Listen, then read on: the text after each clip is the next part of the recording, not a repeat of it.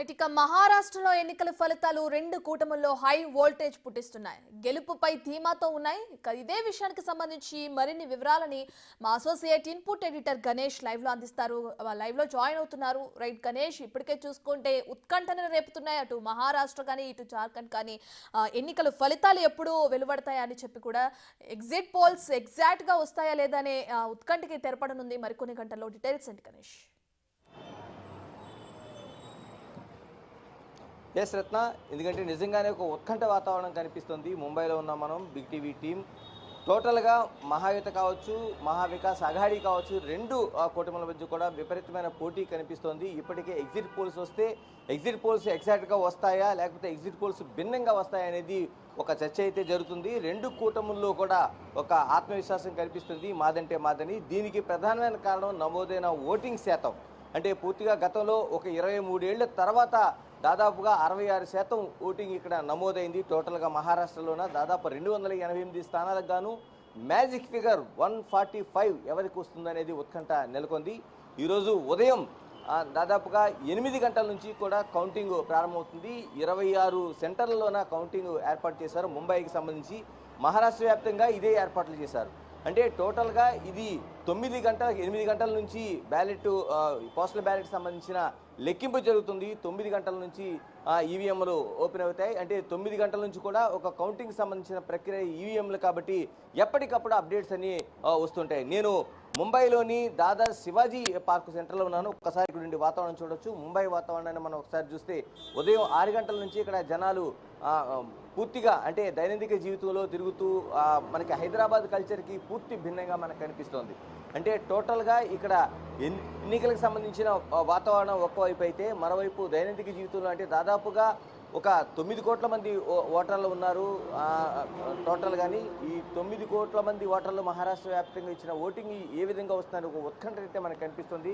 మరోవైపు భద్రతా ఏర్పాట్లకు సంబంధించి మనం చూడొచ్చు. పోలీసులు ఇప్పటికే ఉదయం 6 గంటల నుంచే అన్ని చోట్ల కూడా పికెట్లు ఏర్పాటు చేశారు. భద్రతా ఏర్పాట్లు పూర్తిగా జరుగుతున్నాయి. ఎక్కడికక్కడ నేను ఉండే ప్రాంతం కూడా ఒక సెన్సిటివ్ ప్రాంతం కాబట్టి ఇక్కడ దగ్గరలోనే కాంగ్రెస్ పార్టీ ఆఫీసు, మరోవైపు శివసేన పార్టీ ఆఫీసు రెండు ఉన్నాయి కాబట్టి ఈ రెండింటికి సంబంధించిన టోటల్గా ఈ ఆఫీసులు ఉన్న ప్రాంతంలోనే ఒక ఉత్కంఠత ఉంటుంది కాబట్టి ప్రధానంగా ఇక్కడ ఈ పోలీసు బందోబస్తు అయితే ఏర్పాటు చేశారు.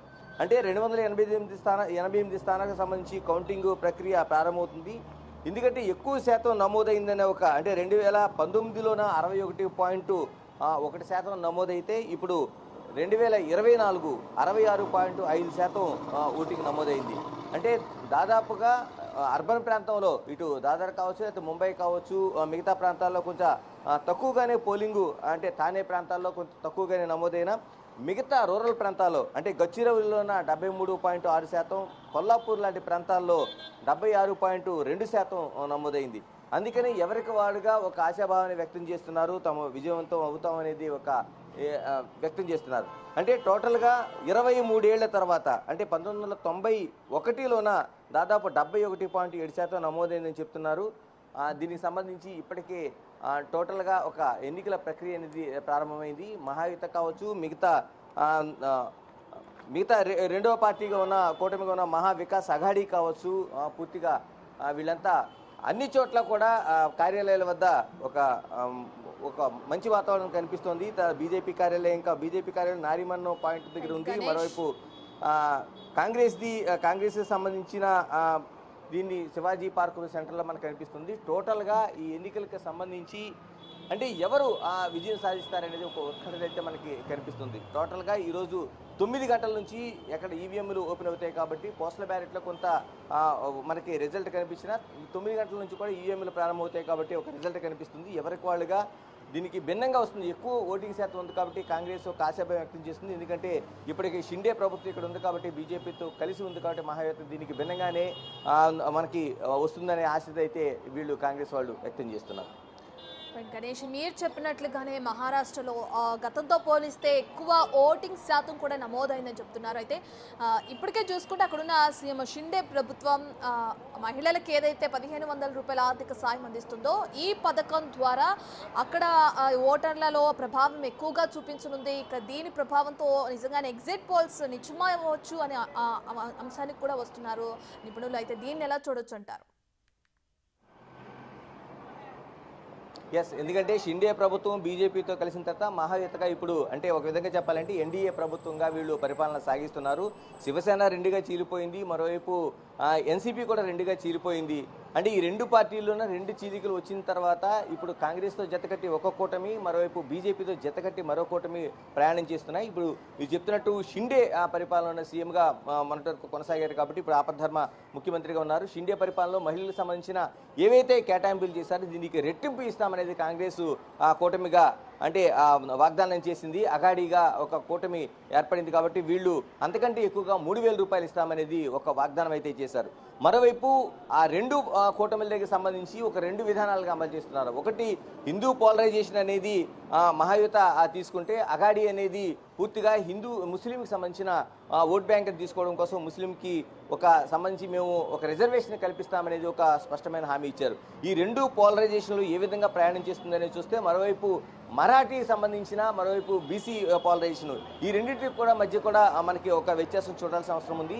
అంటే ఎవరు దేనికి వేస్తారనేది ఇప్పుడు పూర్తిగా చాలా వరకు ఇప్పటి వరకు షిండే పరిపాలన చూసాం కాబట్టి ఇక మీదట అంటే బాల్ ఠాక్రే వారసుడిగా ఉన్న పార్టీలోన కాంగ్రెస్ ఉంది కాబట్టి దీన్ని ఏ విధంగా చూడాలనేది కూడా ఒక బేరీజీ వేసుకుంటున్నారు. ఇప్పటివరకు చూసిన తర్వాత అంటే ఈ ఓటింగ్ శాతం ఎక్కువ నమోదవడమే కాంగ్రెస్ కూటమికి సంబంధించిన అంటే ఇండియా కూటమికి సంబంధించిన ఆశాభావాన్ని వ్యక్తం చేస్తుంది. దాదాపు 23 ఏళ్ల తర్వాత అంటే 1991లో 71 ఓటు శాతం నమోదైతే ఆ తర్వాత ఎప్పుడు కూడా ఇటువంటి శాతం నమోదు కాలేదు.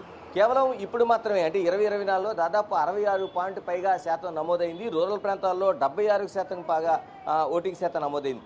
ఈ ఓటింగ్ శాతం అనేది అనేక రాష్ట్రాల్లో జరిగిన ఎన్నికలకు సంబంధించి గతంలో జరిగిన ఎన్నికలకు సంబంధించిన గణాంకాలు తీసుకుంటే వీటి ప్రకారం అంటే ఆంధ్రప్రదేశ్ ఎన్నికలు కావచ్చు, లేకపోతే తెలంగాణ ఎన్నికలు కావచ్చు, ఇటీవల జరిగిన ఎన్నికలు కావచ్చు, అంటే జమ్మూ కాశ్మీర్ కావచ్చు, హర్యానా కావచ్చు, ఈ ఎన్నికలకు సంబంధించిన విశ్లేషణలు తీసుకుంటే ఓటింగ్ శాతం ఎక్కడైతే ఎక్కువగా నమోదైందో ఆ నమోదైన శాతాన్ని అక్కడ ఉండి ఏదైతే పరిపాలన చేసిందో ఆ ప్రభుత్వాలకి వ్యతిరేకంగానే పడిన ఓటుగాని అంచనాలు వేశారు. ఈ అంచనాలు చాలా వరకు కరెక్ట్ అయినాయి. ఆ ప్రభుత్వాలు అక్కడ మార్పు జరిగింది.